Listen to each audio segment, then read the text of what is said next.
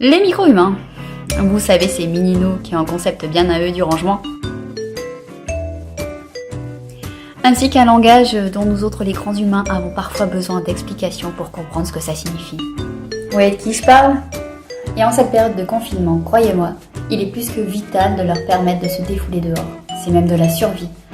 Qui s'adonnent à des jeux très très fous afin de libérer le trop plein d'énergie.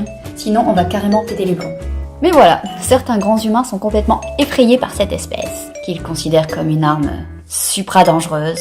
En effet, au sein de certaines copropriétés, des courriers et des mesures d'interdiction aux espaces verts ont été prises. Pour eux, le confinement des micro-humains, ça signifie qu'ils doivent rester enfermés. D'après eux, les micro-humains répandent leur bave un peu partout et risquent ainsi de contaminer la population. Et d'ailleurs, pas que les micro-humains, les chiens aussi. À l'évidence, ces grands humains ont vraiment oublié ce que c'était qu'un enfant. Parce que si les micro-humains ne peuvent plus se défouler, c'est carrément mettre des lions en cage. Sincèrement, nous prenons très au sérieux le confinement et respectons les règles même lorsque nous sortons en bas de chez nous. Alors pour tous ceux qui sont complètement effrayés par les micro-humains et les animaux, mis à part se défouler dehors en jouant à des jeux très très fous, non, ils ne bavent pas.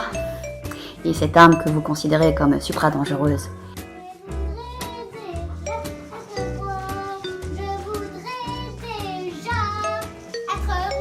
Comme le disait Nelson Mandela, c'est l'arme la plus puissante pour changer le monde.